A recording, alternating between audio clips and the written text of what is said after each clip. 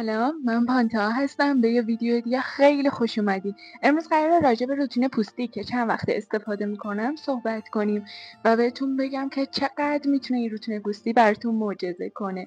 پس حتما تا آخر ویدیو همراه من باشید. اولین پارت یه روتین پوستی خوب اینه که صورتتون رو شستشو بدید. اگه که آرایش غلیظی روی صورتتون هست، سعی کنین با یه میسلار واتر یا یه شیر پاک کن اول صورتتون رو تمیز کنید.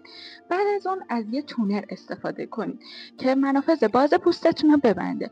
بیشتر برای پوستای چربی که منافذ باز بدی دارن، ولی خب برای بقیه پوستا هم استفاده میشه و کاربردهای خودشو داره. بعد از اون از یه فوم شستشو یا ژل شستشو برای پاک کردن صورتتون استفاده کنید. حالا فرق فوم و ژل چیه؟ ژل یکم شفاف داره ولی فوم کف داره و حالت پاک کنندگی بیشتری میده و حالت خشکی هم به پوستتون میده. پس اگه پوستتون خشکه سعی کنین از ژل استفاده کنین تا فوم، ولی فوم قدرت پاک کنندگیش بیشتره و اگه احساس میکنین که صورتتون اونقدر تمیز نمیشه سعی کنین از یه فوم استفاده بکنین. بعد از اینکه پوستتون رو از هر گونه آلودگی پاک کردین، نوبت میرسه به یک آبرسان. فرق آبرسان و مرطوب کننده چیه؟ میتونیم به جای همدیگه استفاده بکنیم؟ نه. چرا؟ چون آبرسان چیکار میکنه؟ میاد بر سلولهای پوست رو آبرسانی میکنه. ولی مرطوب کننده چیکار میکنه؟ مرطوب کننده محافظ رطوبت پوسته. پس این دوتا با همدیگه فرق دارن. حالا آبرسان ها انواع مختلفی دارن. کرم هستن، ژل هستن، سرم هستن و کرم ژل. حالا فرقشون چیه؟ بستگی داره که شما با کدومش راحت ترین برای اینکه استفاده بکنید. سرم ها جذب سریع تری دارن. پس اگه پوستتون دهیدراته شده به نظر من بهتره که از سرم ها استفاده کنید که سریع این آبرسانی روی پوست انجام بشه. ولی اگه پوست مختلط یا چربی دارین میتونین از کرم ژل هم استفاده بکنید. ژل یکم سبکتره و خب جذبش هم بین سرم و کرمه و کرم ها یکم حس چربی به پوست میده. پس بهتره پوست چرب استفاده نکنه. ولی معنی مصرف داره؟ نه اصلا. اگه که با کرم راحت ترین از همون استفاده. بعد از آبرسان و مرطوب کننده نوبت میرسه به ضد آفتاب. سعی کنین حتی روزایی که توی خونه هستین و آفتاب مستقیم وجود نداره هم یه ضد آفتاب سبک و بیرنگ بزنید. چرا؟ به خاطر اشعه یووی که از خورشید به زمین میرسن.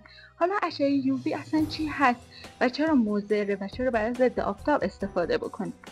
اشعه یووی به 3 دسته UVA, UVB و UVC تقسیم میشن. UVA طول موج بالایی داره، حدود 300 تا 400 نانومتر. به لایه عمیق پوست یا همون درم نفوذ میکنه. حتی توی سایه ها وجود داره. به خاطر همون بهتون میگم که حتی سعی کنید توی خونه هم ضد آفتاب بزنید. باعث چی میشه؟ باعث پیری و سرطان میشه. چرا؟ چون روی DNA تاثیر میذاره. UVB طول موج متوسطی داره. توی ظهر وجود داره، یعنی اونجایی که اوج آفتابه. به اپیدرم یا همون لایه بیرونی صدمه میزنه و باعث آفتاب سوختگی و خطر ابتلا به سرطان میشه. ولی خب بیشترش توسط لایه اوزون جذب میشه. UVC طول موج کمی داره، به خاطر همین به طور طبیعی به زمین نمیرسه.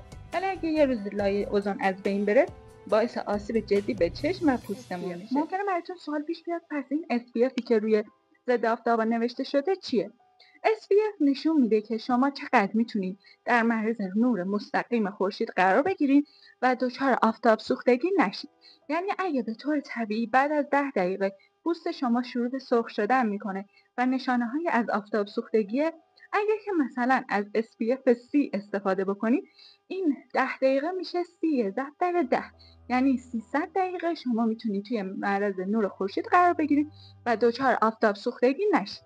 دومین فاکتور مهمی که باید توی انتخاب ضد آفتاب حتما رعایت کنید اون فیل و حس سبکیه که بهتون میگه. یه ضد آفتاب نباید احساس سنگینی به شما بده. روتین پوستی صبح و شب تقریبا شبیه هم هستن، فقط روتین شب یک کمی مواد مغذیش بیشتره.